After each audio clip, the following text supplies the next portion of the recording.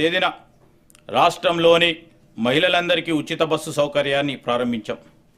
నేటి వరకు రాష్ట్ర వ్యాప్తంగా 7,227 బస్సుల్లో 149.63 కోట్ల ఉచిత ప్రయాణాలు మహిళలు చేశారు. దీని ద్వారా 5,005 కోట్ల 95 లక్షల రూపాయలు మహిళలకు ఆదా అయింది. ప్రారంభ దశలో సాధారణ బస్సుల్లో 69% ఉన్న ఆర్టీసీ ఆక్యుపెన్సీ రేషియో 94% పెరిగింది. మహాలక్ష్మి ప్రత్యేక బస్సుల్లో ఈ ఆక్యుపెన్సీ రేషియో 100%గా నమోదు అవుతూ వస్తుంది. దీనివల్ల ఆర్టీసీ ఆర్థిక వ్యవస్థ పరిస్థితి కూడా మెరుగుపడుతుంది. బస్సుల సంఖ్యను పెంచడమే కాకుండా 6,400 మంది ఉద్యోగులను ఇప్పటికే అదనంగా నియమించడం జరిగింది. ప్రభుత్వం ఈ పథకం అమలుకు ఆర్టీసీకి క్రమం తప్పకుండా నిధులు చెల్లిస్తూ ఉంది. మహాలక్ష్మి పథకంలో భాగంగా అర్హులైన మహిళలకి గ్యాస్ సిలిండర్ని 500 రూపాయలకే పంపిణీ చేస్తున్నాం. ఈ పథకం ద్వారా 43 లక్షల కుటుంబాలకు లబ్ధి చేకూరుస్తుంది. లబ్ధిదారులు ఉపయోగించిన సిలిండర్లకు సబ్సిడీ కింద రాష్ట్ర ప్రభుత్వం 433 కోట్ల 20 లక్షల రూపాయలు చెల్లించింది. గృహజ్యోతి పథకం కింద 200 యూనిట్లకు లోబడి విద్యుత్తును వినియోగిస్తున్న వారికి ఉచిత విద్యుత్తును అందిస్తున్నాం. ఈ పథకం కింద 50 లక్షల కుటుంబాలకు లబ్ధి పొందుతున్నాయి. ఈ పథకం కోసం ఇప్పటికే 1,775 కోట్ల 15 లక్షల రూపాయలు విద్యుత్ సంస్థలకు సబ్సిడీగా చెల్లించడం జరిగింది. ఇందిరమ్మ ఇండ్ల పథకం 2024 మార్చి నెలలో ప్రారంభించి ఇండ్ల పట్టాలను ఆడబిడ్డల పేరుతో ఇవ్వాలని నిర్ణయించాం. 22,500 కోట్ల రూపాయల అంచనా వ్యయంతో ప్రతి నియోజకవర్గానికి కనీసం 3,500 చొప్పున మొత్తం 4,50,000 ఇండ్లను మంజూరు చేస్తాం. గత ప్రభుత్వం 10 ఏళ్ల పాటు నిరుపేదలకు డబుల్ బెడ్రూమ్ ఇల్లు ఇస్తామని ఆశలు రేకెత్తించి చివరకు నిరాశ నిస్పృహలను మిగిల్చింది. అసంపూర్తిగా నిలిచిపోయిన గృహాల్లో 34,545 నిర్మాణాలకి 305 కోట్ల 3 లక్షల రూపాయలు నిధులను కేటాయించి వాటినన్నిటిని కూడా అందుబాటులోకి తెస్తున్నాం. అంతేకాకుండా ఔటర్ రింగ్ రోడ్ని ఆనుకొని హైదరాబాద్ నగరం నలువైపులా శాటిలైట్ టౌన్షిప్లు ఏర్పాటు చేసి అల్పాదాయ మరియు మధ్యతరగతి వర్గాలకు అందుబాటులో ఉండే విధంగా గృహ సముదాయాలను నిర్మించే ప్రణాళిక రూపొందిస్తున్నాం. రాష్ట్రంలోని నిరుపేదలకి ఆరోగ్య భద్రత కల్పించే ధ్యేయంతో రూపొందించిన రాజీవ్ ఆరోగ్యశ్రీ పథకాన్ని చేయూతలో భాగంగా అమలు చేస్తున్నాం. ఈ పథకం కింద ఉచిత వైద్య పరిమితిని 5 లక్షల రూపాయల నుండి 10 లక్షల రూపాయల వరకు పెంచడం వలన దారిద్ర్య రేఖకు దిగువన ఉన్న 90.10 లక్షల కుటుంబాలకి లబ్ధి చేకూరింది. వైద్య వ్యయ పరిమితిని పెంచడంతో పాటు ఆరోగ్యశ్రీ పరిధిలోకి వచ్చే 1,375 వైద్య చికిత్సల ధరలను కూడా 20% పెంచాం. అదనంగా 163 రకాల చికిత్సలను ఆరోగ్యశ్రీ పరిధిలోకి తీసుకురావడంతో 1,835 వైద్యపరమైన వివిధ ప్యాకేజీలు పేద ప్రజలకు అందుబాటులోకి వచ్చాయి. వ్యవసాయ రంగం రైతు రుణమాఫీ పెరుగుతున్న వ్యవసాయ పెట్టుబడుల కోసం రైతులు అప్పులు చేయక తప్పని పరిస్థితి ఏర్పడ్డది. గతంలో చేసిన అప్పు తీరితేనే రాబోయే పంట కాలానికి కావాల్సిన పెట్టుబడికి రుణం దొరుకుతుంది. మన రైతన్నలకు ఇచ్చిన మాట కట్టుబడి మా ప్రభుత్వం వారిని రుణ విముక్తులని చేసింది. వారికి 2 లక్షల లోపు రుణాలను మాఫీ చేసింది. ఇప్పటి వరకు 25,35,000 మంది రైతు సోదరులకి 20,616 కోట్ల 89 లక్షలు రుణమాఫీ చేశాం. దీనివల్ల రైతులు మళ్ళీ వ్యవసాయ రుణాలు పొందడానికి మార్గం సుగమమైంది. ఈ భారీ రుణమాఫీతో తెలంగాణ రాష్ట్రంలోని రాష్ట్ర ఆర్థిక మరియు సామాజిక స్థితిగతులు మెరుగుపరిచేందుకు బాటలు వేశాం. రాష్ట్రంలోని రైతులు ఎరువులు, విత్తనాలు, వ్యవసాయ పనిముట్లను కొనుగోలు చేసేందుకు పెట్టుబడి సాయంగా మా ప్రభుత్వం 2020, 2025 జనవరి 26వ తేదీన తెలంగాణ రైతు భరోసా పథకాన్ని ప్రారంభించింది. ఈ పథకం కింద రైతులకు ఏడాదికి ఎకరానికి 12,000 రూపాయలు అందుతాయి. ప్రజాధనం దుర్వినియోగం కాకుండా అవకతవకలకు అడ్డు వేసి సాగుకు యోగ్యమైన భూములన్నిటికీ రైతు భరోసా అందిస్తున్నాం. క్షేత్రస్థాయిలో సర్వే చేసి గ్రామ సభలతో ధృవీకరించి సాగుకు యోగ్యం కాని భూమిని గుర్తించడం ద్వారా ఈ వృధాను అరికట్టాం. రైతు భరోసా పథకానికి 18,000 కోట్ల రూపాయలు ఈ బడ్జెట్లో ప్రతిపాదిస్తున్నాం. ఇంద్రమ్మ ఆత్మీయ భరోసా, రైతు కూలీలకు సంబంధించిన సంక్షేమం, భూమి లేని వ్యవసాయ కూలీలు ఉపాధి దొరకని రోజుల్లో పస్తులుండే దీన స్థితి నుండి వారిని కాపాడేందుకు ఇంద్రమ్మ ఆత్మీయ భరోసా పథకాన్ని అమలు పరుస్తామని ఎన్నికల్లో చేసిన వాగ్దానానికి అనుగుణంగా సంవత్సరానికి ప్రతి వ్యవసాయ కూలీ కుటుంబానికి 12,000 రూపాయలు చెల్లించే బృహత్తర పథకాన్ని అమలు చేస్తున్నాం. సన్న వడ్లకి 500 రూపాయల బోనస్. రాష్ట్ర రైతుల నుండి కొనుగోలు చేసిన సన్న ధాన్యానికి ప్రతి క్వింటాల్కి 500 రూపాయల చొప్పున అదనపు ప్రోత్సాహాన్ని బోనస్ చెల్లిస్తున్నాం. దీనివల్ల రాష్ట్రంలో సన్న రకాల వరి సాగు గణనీయంగా పెరిగింది. గత ఖరీఫ్తో పోల్చినప్పుడు సన్న వడ్ల సాగు 25 లక్షల ఎకరాల నుండి 40 లక్షల ఎకరాలకు పెరిగింది. మా ప్రభుత్వం ఇస్తున్న బోనస్ మరియు ప్రతి చివరి వడ్ల గింజు కూడా కొంటామని మేము చేసిన వాగ్దానమే దీనికి ప్రత్యక్ష కారణం. ఫలితంగా రైతులకు చక్కని గిట్టుబాటు ధర లభిస్తుంది. ఖరీఫ్ సీజన్లో సన్నవడ్లు పండించిన రైతులకి 1,206 కోట్ల 44 లక్షల బోనస్ చెల్లించడం జరిగింది. రైతుల సౌకర్యార్థం 2024-25 ఖరీఫ్ సీజన్లో 8,332 ధాన్యం కొనుగోలు కేంద్రాలను ఏర్పాటు చేసి వారికి ఎటువంటి ఇబ్బందులు లేకుండా చేశాం. అకాల వర్షాల వలన ధాన్యం పాడవకుండా పండిన ధాన్యాన్ని రైతుల కొనుగోలు కేంద్రాలకు తీసుకువచ్చే సమయంలో ఎటువంటి నష్టం జరగకుండా గంటకు వాతావరణ సూచనలు అటు రైతులకు ఇటు కొనుగోలు కేంద్రాలకు తెలియజేస్తున్నాం. అధునాతనమైన డ్రైయర్లు, ధాన్యం క్లీనర్లు, తగినవన్నీ టార్పోలిన్లు రైతులకు అందుబాటులో ఉంచడం జరిగింది. వ్యవసాయ మార్కెట్ యార్డులలో వసతుల అభివృద్ధికి 181.98 కోట్ల రూపాయల వ్యయంతో ఆర్థిక అభివృద్ధి పనులను చేపట్టాం.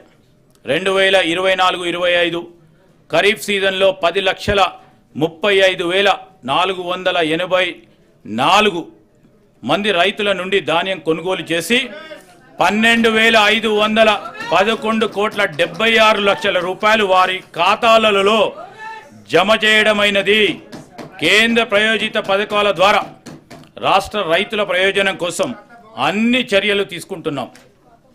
రాష్ట్రంలో ఆయిల్ పామ్ సాగును విస్తృతంగా చేపట్టాలని ప్రభుత్వ లక్ష్యంతో ప్రోత్సాహక సబ్సిడీని అందిస్తున్నాం. ఆయిల్ పామ్ దిగుమతులపై కస్టమ్స్ సుంకం లేని కారణంగా మన రైతులకు సరైన ధర లభించనందున కేంద్ర ప్రభుత్వంతో సంప్రదింపులు జరిపి ఆయిల్ పామ్ దిగుమతులపై కస్టమ్స్ సుంకం విధించేలా కృషి చేశాం.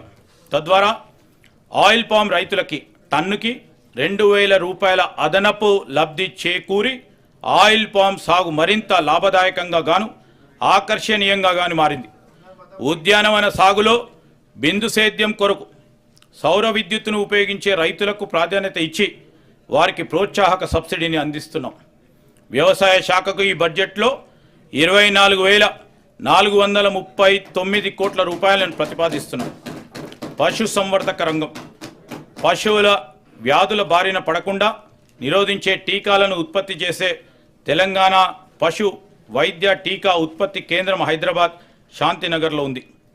ఈ వెటర్నరీ బయాలజికల్ రీసెర్చ్ ఇన్స్టిట్యూట్ని మామిడిపల్లికి తరలించి 300 కోట్ల రూపాయలతో భారీగా విస్తరింపచేస్తున్నాం.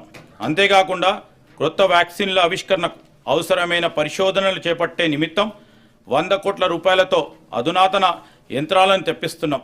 నూతనంగా ఏర్పాటయ్యే ఈ టీకాల కేంద్రాల్లో బ్యాక్టీరియల్, వైరల్ వ్యాక్సిన్ ప్రొడక్షన్ ప్లాంట్లు, క్వాలిటీ కంట్రోల్, యానిమల్ టెస్టింగ్ ల్యాబ్లు, R&D, యానిమల్ బ్రీడింగ్ సెంటర్ వంటి వాటితో పాటు స్టాఫ్ క్వార్టర్స్ కూడా నిర్మిస్తాం.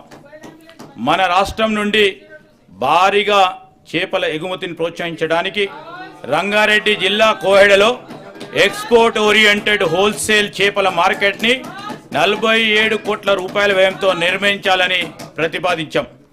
రాష్ట్రంలో మేలుజాతి పాడి పశువులను వృద్ధి చేయడానికి రంగారెడ్డి జిల్లా కన్సాన్పల్లిలో ఒక కొత్త ఫ్రోజన్ సెమెన్ బుల్ స్టేషన్కు 21 కోట్ల 6 లక్షల రూపాయల వ్యయంతో నిర్మిస్తున్నాం. దీనిని అతి త్వరలో అందుబాటులోకి తెస్తాం. దీని ద్వారా సంవత్సరానికి సుమారు 10 లక్షల ఫ్రోజన్ సెమెన్ డోసుల ఉత్పత్తి సామర్థ్యం ఏర్పడుతుంది. పశుసంవర్ధక శాఖ ఈ బడ్జెట్లో 1,674 కోట్ల రూపాయలు ప్రతిపాదిస్తున్నాం. భూభారతి భూమి అనేది ఒక స్థిరాస్తి మాత్రమే కాదు, అది ఒక భావోద్వేగం. భూమితో ఉన్న అనుబంధం కన్నతల్లితో సొంత ఊరితో ఉన్న అనుబంధంతో సమానం. ఒక వ్యక్తి తన భూమిని కోల్పోయినప్పుడు తన అస్తిత్వాన్నే పోగొట్టుకున్నట్లు భావిస్తాడు. అటువంటి భావుకతతో ముడిపడి ఉన్న అంశాలు గత ప్రభుత్వంలో చేపట్టిన ధరణి ప్రాజెక్టులో చోటు చేసుకున్న అక్రమాల వల్ల సామాన్యులకు తీరని వేదన మిగిలింది. సమస్యల పరిష్కారాన్ని కోరుతూ ప్రజలు చేసుకున్న దరఖాస్తులు కూడా పరిష్కరించలేని దుస్థితి అప్పట్లో ఏర్పడ్డది. వీటి పరిష్కరణకు వేగవంతంగా చేయడానికి జిల్లా కలెక్టర్లకు మాత్రమే ఉన్న పరిష్కరణ అధికారాన్ని తహసీల్దార్ ఆర్డీఓలకు బదిలీ చేస్తూ మార్గదర్శకాలను విడుదల చేశాం. తెలంగాణ ప్రభుత్వం ఒక చారిత్రాత్మక సంస్కరణగా భూభారతి చట్టాన్ని తీసుకొచ్చింది. ఈ చట్టంలోని నిబంధనలు పారదర్శకంగా, సమగ్రంగా, భూ వివాదాలకు తావు లేకుండా భూ యజమానుల హక్కులు పూర్తిగా పరిరక్షించడానికి రూపొందించబడ్డాయి. డిజిటల్ మ్యాపింగ్ వ్యవస్థ ఆధునిక సాంకేతికతను ఉపయోగించడం ద్వారా భూభారతి లావాదేవీలను సులభతరం చేసి సక్రమమైన భూ రికార్డ్ వ్యవస్థను ఏర్పరచుకోవడానికి దోహద చేస్తుంది. భూ పరిపాలనను మరింత బలోపేతం చేయడానికి 10,954 గ్రామస్థాయి అధికారుల పోస్టులను మంజూరు చేశాం. దీనితో క్షేత్రస్థాయిలో రెవెన్యూ అధికారుల పాత్రను పునరుద్ధరించి భూ సంస్కరణలను వేగంగా పరిష్కరించే సమర్థవంతమైన పాలనా వ్యవస్థను తెస్తున్నాం. నూతన రేషన్ కార్డుల జారీ. తెలంగాణ అవతరించిన తర్వాత ఎంతోమంది పేదలు నూతన రేషన్ కార్డు కోరగా ఆశగా వేచి చూస్తున్న గత ప్రభుత్వం వారిని పట్టించుకోలేదు. కనీసం కొత్త కుటుంబ సభ్యుల పేర్లను కూడా రేషన్ కార్డులో జత చేయలేదు. ప్రజల ఆకాంక్షలను గుర్తించిన మేము అర్హులైన వారందరికీ రేషన్ కార్డులు ఇవ్వాలని, వారికి సన్న బియ్యం కూడా ఇవ్వాలని నిర్ణయించాం. నూతన రేషన్ కార్డులు జారీ మరియు అదనపు కుటుంబ సభ్యుల పేర్లను నమోదు చేసే ప్రక్రియ ఈ సంవత్సరం జనవరి 26 నుండి ప్రారంభించాం. పౌర సరఫరాల శాఖకి బడ్జెట్లో 5,734 కోట్ల రూపాయలను ప్రతిపాదిస్తున్నాం. విద్యకు సంబంధించి young India integrated residential schools. విద్యతోనే సామాజిక అభివృద్ధి సాధ్యం. ముఖ్యంగా పేద మరియు వెనుకబడిన తరగతులకు చెందిన పిల్లల సురక్షిత భవిష్యత్తుకు విద్య ఒక దారిని చూపెడుతుంది. ఇది ప్రగాఢంగా నమ్మిన యూపీఏ చైర్పర్సన్ శ్రీమతి సోనియా గాంధీ గారు మరియు ఆనాటి భారత ప్రధాని దివంగత డాక్టర్ మన్మోహన్ సింగ్ గారి నాయకత్వంలో ఉచిత విద్యా హక్కు చట్టం 2009లో చేశారు. ప్రస్తుత తెలంగాణలో 1023 ప్రభుత్వ రెసిడెన్షియల్ పాఠశాలలు ఉండగా వీటిలో 662 పాఠశాలలకు సొంత భవనాలు లేవు. అనేక గురుకులాలు అరకొర సౌకర్యాల భవనాల్లో వందలాది మంది విద్యార్థులతో సరైన టాయిలెట్ సదుపాయం కూడా లేకుండా నడుస్తున్నాయి. వర్గాల వారీగా ప్రత్యేక రెసిడెన్షియల్ స్కూల్స్ ఉన్నప్పటికీ వాటి మధ్య విద్యా ప్రమాణాల విషయంలో, మౌలిక వసతుల విషయంలో సారూప్యత లేదు. ప్రపంచవ్యాప్తంగా విద్యా వ్యవస్థలో పెను మార్పులు చోటు చేసుకున్నప్పటికీ మన ప్రభుత్వ పాఠశాలలు దశాబ్ద కాలం వెనుకబడి ఉన్నాయి. ఈ పరిస్థితులన్నింటినీ సరిదిద్దుకోవడానికి సామాజికవేత్తలను, విద్యావేత్తలతో చర్చించి మన ప్రభుత్వ విద్యా వ్యవస్థను మరియు భావి తరాలను అత్యుత్తమ రీతిలో తీర్చిదిద్దే విధంగా యంగ్ ఇండియా ఇంటిగ్రేటెడ్ రెసిడెన్షియల్ స్కూల్ని రూపొందించాం. కులం, మతం లేకుండా, ఆర్థిక స్థితిగతులకు అతీతంగా విద్య మాత్రమే కాకుండా విద్యార్థుల యొక్క మానసిక, శారీరక అభివృద్ధికి అంటే హోలిస్టిక్ డెవలప్మెంట్కి దోహదపడే విధంగా ఈ స్కూల్స్ ఏర్పాటు చేస్తున్నాం. ఈ పాఠశాలలో ఎస్సీ, ఎస్టీ, బీసీ మైనారిటీలతో పాటు ఇతర వర్గాలకు చెందిన విద్యార్థులను ఒకే గొడుగు కింద తెచ్చి సమాన విద్యా అవకాశాలను కల్పించడం ఒక గొప్ప సామాజిక ఐక్యతను పునాది అవుతుంది. Education is the milk of lioness, the one who drinks it can stay without roaring అన్నారు డాక్టర్ బిఆర్ అంబేద్కర్ గారు. విద్య అనేది సింహపు పాల వంటిది, వాటిని త్రాగిన వారు గర్జించకుండా ఉండలేరు. డాక్టర్ బిఆర్ అంబేద్కర్ గారు కలలు కన్న విద్యా వ్యవస్థను మేము సృష్టించబోతున్నాం. దీనికోసమే రాష్ట్ర వ్యాప్తంగా ఒకేసారి 58 యంగ్ ఇండియా ఇంటిగ్రేటెడ్ రెసిడెన్షియల్ పాఠశాలల నిర్మాణానికి 11,600 కోట్ల రూపాయలు అనుమతుల మంజూరు చేయడం జరిగింది. మేము తీసుకున్న ఈ నిర్ణయం ఒక చారిత్రాత్మకం. ప్రతి నియోజకవర్గంలో కనీసం ఒక యంగ్ ఇండియా రెసిడెన్షియల్ స్కూల్ని ప్రారంభిస్తాం. ఈ ఇంటిగ్రేటెడ్ స్కూల్స్ 20 నుంచి 25 ఎకరాల విస్తీర్ణంలో నిర్మించబడతాయి. విద్యారంగంలో వస్తున్న మార్పులకి అనుగుణంగా ఆధునిక వసతులతో ప్రైవేట్ పాఠశాలలకు దీటైన అందించేందుకు వీటిని అభివృద్ధి చేస్తాం. ఆడిటోరియాలు, dining halls, digital classrooms, క్రీడా మైదానాలు, క్రికెట్ మరియు ఫుట్బాల్ గ్రౌండ్స్ లాంటి ఆధునిక సదుపాయాలు అందుబాటులో ఉంటాయి. విద్యార్థుల నిరంతర పర్యవేక్షణకు వీలుగా ఈ పాఠశాలల ప్రాంగణంలోనే బోధనా సిబ్బందికి నివాస సముదాయాలు కూడా ఏర్పాటు చేస్తాం. ఈ స్కూల్లో పవన మరియు సౌరశక్తిని విరివిగా వినియోగిస్తాం. ఈ స్కూల్లోని విద్యార్థులకు వసతి, భోజనం, యూనిఫామ్లు, నోటు మరియు పాఠ్యపుస్తకాల మరియు ఇతర ఆవశ్యకత వస్తువులని ఉచితంగా అందించబడతాయి. పాఠ్యాంశంతో పాటు వీరికి ఐఐటి, జేఈ, నీట్ మరియు ఇతర పోటీ పరీక్షలకు సన్నద్ధం చేసేందుకు ప్రత్యేక శిక్షణ ఇవ్వబడుతుంది. విద్యతో పాటు శారీరక మరియు మానసిక దృఢత్వానికి అవసరమైన క్రీడలు, కళలు, పోటీలకు సమాన ప్రాధాన్యత ఉంటుంది. రాష్ట్ర వ్యాప్తంగా పాఠశాలలు ప్రారంభమయ్యే రోజే విద్యార్థులందరికీ పాఠ్యపుస్తకాలను, యూనిఫామ్లను అందజేస్తున్నాం. ప్రభుత్వ విద్యా వ్యవస్థలన్నిటికీ ఉచిత విద్యుత్ సరఫరాను అందిస్తున్నాం. త్వరలో రాష్ట్రంలోని అన్ని పాఠశాలలకు గ్రీన్ విద్యుత్తుని అందిస్తాం. పిల్లల శారీరక మానసిక ఆరోగ్యానికి సంతులిత పౌష్టిక ఆహార ప్రాధాన్యతను గుర్తించి రాష్ట్రంలోని అన్ని గురుకులాలు, అన్ని సంక్షేమ శాఖలకు చెందిన అనుబంధ హాస్టల్లో మరియు కస్తూరిబా గాంధీ బాలికల పాఠశాలలో డైట్ ఛార్జీలు 40% మరియు కాస్మెటిక్ ఛార్జీలు 200% పెంచాం. ఈ పెంపు వలన తెలంగాణ వ్యాప్తంగా 7,66,000 మంది విద్యార్థులకు లబ్ధి చేకూరింది. రాష్ట్ర వ్యాప్తంగా ఉన్న సంక్షేమ వసతి గృహాల్లో చదువుకునే విద్యార్థులందరికీ ఒకే తరహా భోజనం ఇచ్చేందుకు కామన్ డైట్ పథకాన్ని ప్రారంభించాం. ప్రభుత్వ పాఠశాలలో చదివే 10వ తరగతి విద్యార్థులకు సాయంత్రం వేళ స్నాక్స్ ఇస్తున్నాం. పాఠశాలలో అమలుపరిచే మధ్యాహ్న భోజన పథకం మరియు సంక్షేమ వసతి గృహాల్లో ఆహార పదార్థాలను తయారు చేసి నిల్వ ఉంచే విషయంలో ఒక నిర్దిష్ట వ్యవహార శైలిని పాటించడం ద్వారా విద్యార్థులకు పరిశుద్ధమైన మరియు ఆరోగ్యకరమైన ఆహారాన్ని అందించడం సాధ్యమవుతుంది. దీనికోసం ఒక స్టాండర్డ్ ఆపరేటివ్ ప్రొసీజర్ని రూపొందించి అమలు చేస్తున్నాం. Education is future insurance. విద్య భవిష్యత్తుకు బీమా కానుక. విద్యా వ్యవస్థను బలోపేతం చేసేందుకు రాష్ట్ర విద్యారంగంలో పలు సంస్కరణలు చేపడతా ఉన్నాం. అంతర్జాతీయ ప్రమాణాలతో కూడిన విద్యను అందించే లక్ష్యంతో ఒక సమగ్ర విధాన రూపకల్పనకి తెలంగాణ విద్యా కమిషన్ను కూడా ఏర్పాటు చేశాం. తెలంగాణ నారీ శక్తిని గౌరవిస్తూ కోటిలోని మహిళా విశ్వవిద్యాలయానికి వీరనారి చాకలి ఐలమ్మ పేరు పెట్టి ఆ విశ్వవిద్యాలయ వారసత్వ కట్టడానికి సంరక్షిస్తూనే 550 కోట్ల రూపాయలతో అదనపు భవన నిర్మాణాలను చేపడుతున్నాం. తెలుగు విశ్వవిద్యాలయానికి తెలంగాణ వైతాళికుడు సురవరం ప్రతాపరెడ్డి పేరును ఇండియన్ ఇన్స్టిట్యూట్ ఆఫ్ హ్యాండ్లూమ్స్ టెక్నాలజీకి శ్రీ కొండా లక్ష్మణ్ బాపూజీ పేర్లను పెట్టడం జరిగింది. విద్యాశాఖకు ఈ బడ్జెట్లో 23,108 కోట్ల రూపాయలు ప్రతిపాదిస్తున్నాం. యువతకు సంబంధి ఉద్యోగాలు. No plan for the future development of the country can be deemed to be complete, which does not provide for technical and scientific training, అన్నారు డాక్టర్ బిఆర్ అంబేద్కర్. సాంకేతిక మరియు శాస్త్రీయ శిక్షణను అందించని దేశం భవిష్య అభివృద్ధికి సంబంధించిన ఏ ప్రణాళికను కూడా పూర్తి చేసినట్లుగా భావించలేం. డాక్టర్ బిఆర్ అంబేద్కర్ గారు దూరదృష్టితో అర్ధశతాబ్దానికి పూర్వ చెప్పిన ఈ మాటలు నేటికి మన సమాజానికి వర్తిస్తాయి.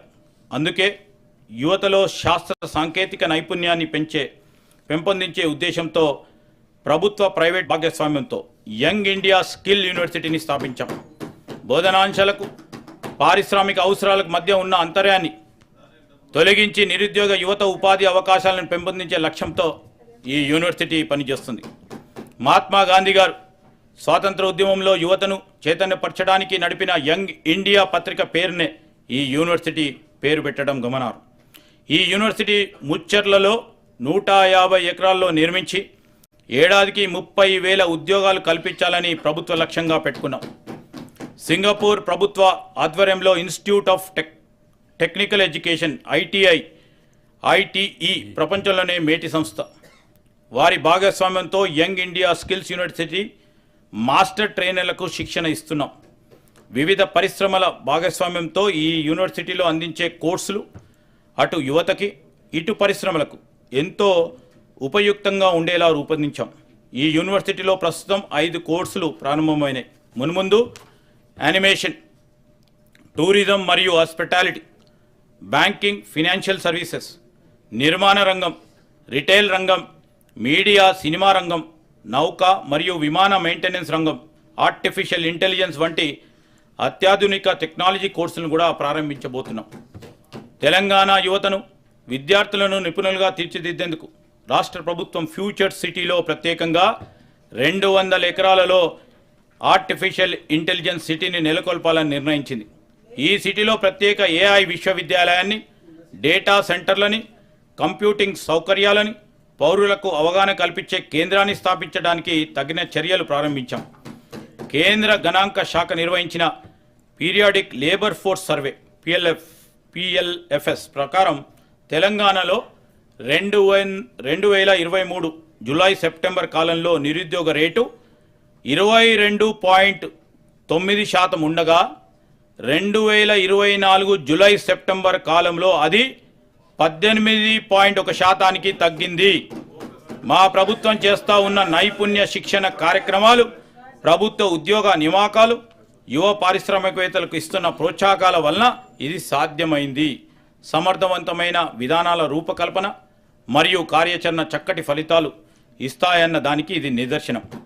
మా ప్రభుత్వం అధికారం చేపట్టిన వెంటనే ఉద్యోగ నియామకాలపై దృష్టి సారించి పోలీస్, రెసిడెన్షియల్ స్కూల్స్, వైద్య, ఆరోగ్య మరియు ఇతర శాఖల్లో 57,946 ఉద్యోగాల ఎంపిక ప్రక్రియల పూర్తి చేశాం. అంతేకాకుండా వివిధ ప్రభుత్వ శాఖలు, విభాగాలతో మానవ వనరుల అవసరాలపై సమీక్షలు జరిపి 30,228 కొత్త పోస్టులను మంజూరు చేశాం. గ్రూప్ 1, గ్రూప్ 2 మరియు గ్రూప్ 3 పరీక్షలు సకాలంలో సక్రమంగా నిర్వహించి వాటి ఫలితాలను కూడా ప్రకటించాం. త్వరలో వారికి నియామక పత్రాలు అందజేస్తాం. అలాగే 14,236 అంగన్వాడీ పోస్టులకు భర్తీకి ఆదేశాలు జారీ చేశాం. తెలంగాణ రాష్ట్ర సాధనలో మన యువత పాత్ర మరియు త్యాగాలు మరవలేనివి. తెలంగాణ సాధించుకున్న తర్వాత వారి పట్ల గత ప్రభుత్వం నది దాటే వరకు ఓడమల్లయ్య, దాటిన తర్వాత బోడమల్లయ్య అనే విధంగా ప్రవర్తించింది. వారి జీవితాలలో ఎటువంటి మార్పు రాకపోగా ప్రభుత్వ ఉద్యోగాలు అందని ద్రాక్షగానే మిగిలాయి. కూటి కోసం, కూలి కోసం పట్టణంలో బ్రతుకుదామని తల్లి మాట చెవిన పెట్టక బయలుదేరిన బాటసారికి ఎంత కష్టం అన్నారు శ్రీశ్రీ. నిరుద్యోగ యువత ఇటువంటి ఒక నిస్సహాయ స్థితిలో ఉండగా మా ప్రభుత్వం అధికారం చేపట్టి వారికి భవిష్యత్తుపై తిరిగి ఆశను రగిల్చింది. ప్రభుత్వ ఉద్యోగాల సత్వర భర్తీతో పాటు ఇతర రంగాల్లో ఉపాధి కల్పించే దిశగా ముఖ్యంగా మహిళలు మరియు వెనుకబడిన వర్గాల యువత కోసం ప్రత్యేక ప్రణాళికలను రూపొందించాల్సిన అవసరాన్ని గుర్తించింది.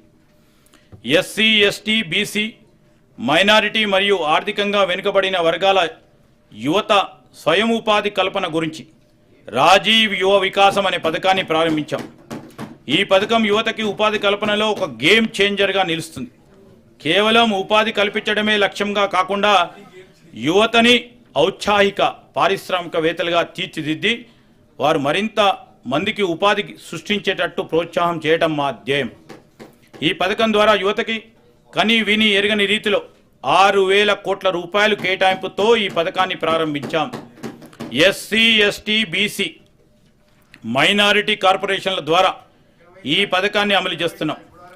అర్హుడైన ప్రతి నిరుద్యోగికి గరిష్టంగా 4 లక్షల రూపాయల వరకు ఆర్థిక సాయం అందిస్తాం. యువత అభ్యున్నతికి ఈ పథకం గొప్పగా తోడ్పడుతుంది. రాజీవ్ గాంధీ సివిల్స్ అభయాస్తం. సివిల్స్ ప్రిలిమ్ పాస్ అయి మెయిన్స్ పరీక్షకు వెళ్లే అభ్యర్థులకు 1 లక్ష రూపాయలు మరియు మెయిన్స్ పరీక్ష పాస్ అయి ఇంటర్వ్యూకు సిద్ధమయ్యే అభ్యర్థులకు మరొక 1 లక్ష రూపాయలు, మొత్తం 2 లక్షల రూపాయల ఆర్థిక సహాయాన్ని సింగరేణి యాజమాన్య సౌజన్యంతో రాజీవ్ గాంధీ సివిల్ అభయాస్తం క్రింద ఇస్తున్నాం. తద్వారా ఆల్ ఇండియా సర్వీసెస్లో తెలంగాణ రాష్ట్రం నుండి మరింత మంది పేద మధ్యతరగతి కుటుంబాలకు చెందిన యువతీ యువకులకు ఎంపికయ్యే అవకాశం ఏర్పడుతుంది. అధునాతనమైన సాంకేతిక కేంద్రాలుగా ఐటీఐలు, అడ్వాన్స్ టెక్నాలజీ సెంటర్స్ రాష్ట్ర వ్యాప్తంగా ఏటా 1,00,000 మందికి నైపుణ్య శిక్షణ ఇచ్చేందుకు 65 ప్రభుత్వ పారిశ్రామిక శిక్షణ కేంద్రాలను అడ్వాన్స్ టెక్నాలజీ కేంద్రాలుగా తీర్చిదిద్దే ప్రక్రియ పురోగతిలో ఉంది. టాటా టెక్నాలజీ సర్వీసెస్ వారి సౌజన్యంతో నిర్వహించే ఈ శిక్షణ కేంద్రాల్లో తెలంగాణ యువత తగిన ఉద్యోగ నైపుణ్యాలను సాధించడానికి వీలుగా 9 లాంగ్ టర్మ్, 23 షార్ట్ టర్మ్ కోర్సులతో పాటు నైపుణ్యాల కొరత తీర్చిదిద్దేందుకు బ్రిడ్జ్ కోర్సులను ప్రవేశపెట్టాం. డిగ్రీ విద్యార్థుల కోసం banking, financial services and insurance training course BFSI. Degree ఇంజనీరింగ్లో చేరిన విద్యార్థులకు banking, financial service, insurance BFSI రంగాల్లో ఉద్యోగాలు కల్పించడమే లక్ష్యంగా BFSI ట్రైనింగ్ కోర్సును రాష్ట్ర ప్రభుత్వం ప్రారంభించింది. రెగ్యులర్ డిగ్రీతో పాటు మినీ డిగ్రీ కోర్సుగా BFSI నైపుణ్య శిక్షణను అందించే వినూతనమైన కార్యక్రమాన్ని రాష్ట్రంలో 38 కాలేజీల్లో ప్రారంభించాం. ప్రభుత్వం గుర్తించిన 18 ఇంజనీరింగ్ కాలేజీలోను 20 డిగ్రీ కాలేజీలోను చదువుతా ఉన్న 10,000 మంది విద్యార్థులకు ఈ శిక్షణ అందుతుంది. రాష్ట్ర వ్యాప్తంగా పట్టణాలతో పాటు గ్రామీణ ప్రాంతంలోని విద్యార్థులకు కూడా లబ్ధి చేకూరేలా ఈ కాలేజీలను ఎంపిక చేయడం జరిగింది. అంబేద్కర్ నాలెడ్జ్ సెంటర్ రాష్ట్రంలోని 119 అసెంబ్లీ నియోజకవర్గాల్లో డాక్టర్ బిఆర్ అంబేద్కర్ నాలెడ్జ్ సెంటర్లను ప్రభుత్వం ఏర్పాటు చేయాలని నిర్ణయించింది. వీటి ద్వారా గ్రామీణ ప్రాంతంలోని ఆర్థికంగా వెనుకబడిన యువతీ యువకులకు గ్రూప్ 1, గ్రూప్ 2 మరియు ఇతర అన్ని పోటీలకు ఉచితంగా కోచింగ్ తీసుకునేందుకు అవకాశం లభిస్తుంది. తెలంగాణ డిజిటల్ ఉపాధి కేంద్రం యువకుల ఉద్యోగ అవకాశాలను ఇనువడింపజేసే వారి సాధికారతను పెంపొందించడానికి ప్రభుత్వం పరిశ్రమల శాఖ ఆధ్వర్యంలో తెలంగాణ డిజిటల్ ఉపాధి కేంద్రాన్ని పునరుద్ధరించి కృత్రిమ మేధ విజ్ఞానం ఆధారంగా నడిచేలా అనుసంధానించింది. దీని ద్వారా పరిశ్రమలు మరియు వివిధ రంగాల అవసరాలకు కావాల్సిన నిపుణులను గుర్తించి నియమించుకునే వెసులుబాటు కలుగుతుంది. ఈ బడ్జెట్లో కార్మిక మరియు ఉపాధి కల్పన శాఖకి 900 కోట్ల రూపాయలు ప్రతిపాదిస్తున్నాం. పంచాయతీరాజ్ మరియు గ్రామీణ అభివృద్ధి, గ్రామ స్వరాజ్యమే దేశ స్వరాజ్యం అన్నారు మహాత్మా గాంధీ. ఈ స్ఫూర్తితో మా ప్రభుత్వం గ్రామీణ వికాసానికి శ్రీకారం చుట్టింది. గత ప్రభుత్వంలో నిర్వీర్యమైన గ్రామీణ వ్యవస్థను మరింత పటిష్టం చేయాలనే లక్ష్యంతో కార్యాచరణ రూపొందించుకున్నాం. 2024-25లో రాష్ట్ర ప్రభుత్వం MNRGS పథకం కింద రాష్ట్ర వాటాగా చెల్లించాల్సిన నిధులను సకాలంగా చెల్లిస్తూ పలు గ్రామీణాభివృద్ధి పథకాలను సమర్థవంతంగా అమలు చేసింది. ఈ సంవత్సరంలో 25,76,000 కుటుంబాలకు ఉపాధి చేకూర్చాం. గ్రామీణాభివృద్ధిలో భాగంగా 781 కోట్ల వ్యయంతో 26,055 సాంప్రదాయ నీటి వనరులను పునరుద్ధరించాం. 926 కోట్ల రూపాయల వ్యయంతో 82,286 గ్రామీణ రోడ్లు నిర్మించాం. 275 కోట్ల వ్యయంతో 51,216 పిల్ల కాలువలు మరియు ఇతర కాలువల పూడికతీత పనులను పూర్తి చేశాం. 244 కోట్ల రూపాయలతో 63,854 భూమి అభివృద్ధి పనులను చేపట్టాం. అలాగే 16,310 జల పరిరక్షణ పనులకు 155 కోట్ల రూపాయలు ఖర్చు చేయడం జరిగింది.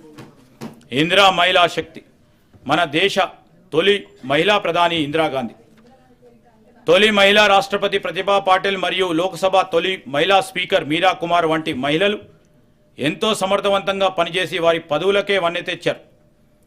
మన దేశంలోని ప్రతి మహిళకు కూడా అదే సమర్థత ఉందని మా నమ్మకం. భారతదేశ సుస్థిరతకు కుటుంబ వ్యవస్థే పునాది. అందులో మహిళలదే ప్రముఖ పాత్ర.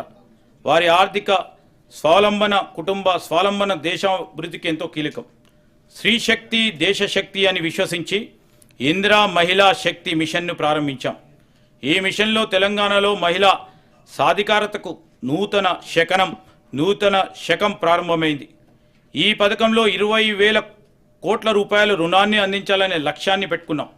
ఈ లక్ష్యాన్ని కూడా అధిగమించి 21,632 కోట్ల రూపాయల రుణాల్ని స్వయం సహాయక సంఘాలను అందించాం. దీని ద్వారా 2,25,000 సూక్ష్మ పరిశ్రమలు స్థాపించబడి మహిళలకు పెద్ద ఎత్తున ఉద్యోగ అవకాశాలు లభించాయి. ఇంతేకాకుండా 2014 ఇందిరా మహిళా శక్తి క్యాంటీన్లను కూడా ప్రారంభించాం. 22 ఇందిరా మహిళా శక్తి భవనాలకు ఏర్పాటు చేయడానికి ప్రభుత్వం 110 కోట్ల రూపాయలను కేటాయించింది. ఇవి స్వయం సహాయక సంఘాలకు వ్యాపార కేంద్రాలుగా పనిచేస్తూ మహిళలను తమ వ్యాపారాలను విస్తరించేందుకు కీలక భూమిక పోషిస్తాయి. స్వయం సహాయక సంఘాలకు పాఠశాల విద్యార్థుల యూనిఫామ్లు కుట్టే బాధ్యతను కూడా ప్రభుత్వం అప్పగించింది. యూనిఫామ్ కుట్టు ఛార్జీలను జతకు 75 రూపాయలకు పెంచడం జరిగింది. దీనివల్ల నేటి వరకు స్వయం సహాయక సంఘాలకి 37.5 లక్షల యూనిఫామ్లను కుట్టడం ద్వారా దాదాపు 28 కోట్ల రూపాయల ఆదాయాన్ని సంపాదించాయి. ఇది మహిళలకు స్వయం ఉపాధి అవకాశాలను పెంచడంలో కీలకమైన ముందడుగు. అమ్మ ఆదర్శ పాఠశాల కార్యక్రమం ద్వారా 23,701 మౌలిక సదుపాయాల ప్రాజెక్టులు 634 కోట్ల రూపాయల వ్యయంతో స్వయం సహాయక సంఘాలకు అప్పగించబడ్డాయి. వ్యాపార నిర్వహణలో మహిళలను మరింత ప్రోత్సహించడానికి ప్రతి మండలంలో వారితో రైస్ మిల్లులు మరియు మినీ గోదాములు స్థాపించి నిర్వహించే విధంగా సహాయ సహకారాలు అందిస్తాం. ఐకేపీ కేంద్రాల్లో కొన్న ధాన్యాన్ని కూడా ఈ మిల్లులో మిల్లింగ్ చేయించి ఎఫ్సిఐకి సరఫరా చేసే బాధ్యత మహిళా స్వయం సహాయక సంఘాలకు అప్పగిస్తాం. మహిళల ఆర్థిక భద్రత కోసం ప్రత్యేక బీమా పథకాలు. రుణ బీమా పథకం కింద ఒక స్వయం సహాయక సంఘ సభ్యురాలికి 2 లక్షల రూపాయలు సహజ మరణ బీమా మరియు 10 లక్షల రూపాయల ప్రమాద బీమా అందించబడుతుంది. తద్వారా స్వయం సహాయక సంఘాల సభ్యులకి ఆర్థిక రక్షణ కల్పించడమే ప్రభుత్వ లక్ష్యం. మహిళలకు వ్యాపార అవకాశాల్లో విస్తరణ. మహిళలు గొప్ప వ్యాపారవేత్తలుగా రాణించగలని ఇప్పటికే రుజువైంది. రిటైల్ రవాణా రంగంలో మహిళా పారిశ్రామికవేత్తలకు కొత్త అవకాశాలు కల్పిస్తున్నాం. ఇప్పటికే 32 మొబైల్ ఫిష్ రిటైల్ అవుట్లెట్లను ఏర్పాటు చేయబడ్డాయి. నారాయణపేటలో తొలి స్వయం సహాయక సంఘాల మహిళలు నడిపే పెట్రోల్ బంక్ 1,23 లక్షల రూపాయల పెట్టుబడితో ప్రారంభించబడ్డది. రాష్ట్ర వ్యాప్తంగా ఇటువంటి మరిన్ని పెట్రోల్ బంకులు ఏర్పాటు చేసేలా ప్రభుత్వం ప్రోత్సహిస్తుంది. మండల మహిళా సమైక్యల ద్వారా 600 బస్సులను టీజీఎస్ఆర్టీసీ అద్దెకు ఇచ్చేందుకు నిర్ణయించాం. ఇప్పటికే 150 బస్సులను అద్దెకు ఇవ్వడం జరిగింది. స్వయం సహాయక సంఘాలకు సోలార్ విద్యుత్ ఉత్పత్తి ప్లాంట్ల స్థాపన నిర్వహణను అప్పగిస్తాం. ఈ సంఘాల ద్వారా రాష్ట్ర వ్యాప్తంగా సోలార్ పవర్ ప్లాంట్లను ఏర్పాటు చేయడానికి ఎస్ఈఆర్పి, టీజీ రెడ్కో, టీజీఎస్ బీడీసీఎల్ మరియు టీజీఎన్పీడీసీఎల్ మధ్య అవగాహన ఒప్పందం కుదిరింది. ఈ ప్రాజెక్టు ద్వారా 1000 మెగావాట్ల సోలార్ విద్యుత్ ఉత్పత్తి అవ్వడమే కాకుండా మహిళలకి జీవనోపాధి లభిస్తుంది. 1 కోటి మంది మహిళలకి ఇందిరా మహిళా శక్తి మిషన్ పథకం ద్వారా 1,00,000 కోట్ల రూపాయల వడ్డీ లేని రుణాలను అందిస్తాం. పంచాయతీరాజ్ మరియు గ్రామీణాభివృద్ధి శాఖకు ఈ బడ్జెట్లో 31,605 కోట్ల రూపాయలు ప్రతిపాదిస్తున్నాం. స్త్రీ శిశు సంక్షేమ శాఖ రాష్ట్రంలోని రెసిడెన్షియల్ పాఠశాల విద్యార్థినుల ఆరోగ్యం, సంక్షేమం, భద్రతను మెరుగుపరిచేందుకు, పాఠశాలల పనితీరులో లోపాలను గుర్తించేందుకు మహిళా ఐఏఎస్ అధికారులను వాటిని సందర్శించి రాత్రిపూట బస చేసే ఆదేశాలు ఇచ్చాం. వాటి పనితీరును మెరుగుపరచడానికి తక్షణమే తీసుకోవాల్సిన చర్యలతో పాటు దీర్ఘకాలిక చర్యలను కూడా సిఫార్సు చేయాలని వారిని ఆదేశించాం. 2024 ఆగస్టులో తెలంగాణ ప్రభుత్వం మహిళల భద్రత కోసం ప్రత్యేక కమిటీ ఏర్పాటు చేసింది. ఈ కమిటీలో మహిళా మంత్రులు, అధికారులు సభ్యులుగా ఉంటారు. ఈ కమిటీ రాష్ట్ర వ్యాప్తంగా మహిళల భద్రతను మెరుగుపరిచేందుకు తక్షణ దీర్ఘకాలిక వ్యూహాలను రూపొందిస్తుంది. రాష్ట్ర ప్రభుత్వం చేపట్టిన కార్యక్రమాలన్నింటిలో మహిళలకు పెద్దపీట వేస్తున్నాం. వారి ప్రగతిని దృష్టిలో పెట్టుకొని సంక్షేమ పథకాలన్నింటిలో కూడా మహిళల ప్రాధాన్యతను పెంచుతున్నాం. మహిళా శిశు సంక్షేమ శాఖకు ఈ బడ్జెట్లో 2862 కోట్ల రూపాయలు ప్రతిపాదిస్తా ఉన్నాం. షెడ్యూల్ కులాలు మరియు షెడ్యూల్ తెగల అభివృద్ధి, తెలంగాణ రాష్ట్రంలోని సామాజిక న్యాయం మరియు సమానాభివృద్ధి పట్ల నిబద్ధతను నిలుపుకునే షెడ్యూల్ కులాల ఉపవర్గీకరణ చట్టం చారిత్రాత్మక మైలురాయిగా నిలిచిపోనుంది. తాము ఎన్నాళ్ళుగా ఎదురు చూస్తా ఉన్న సమాన హక్కులు,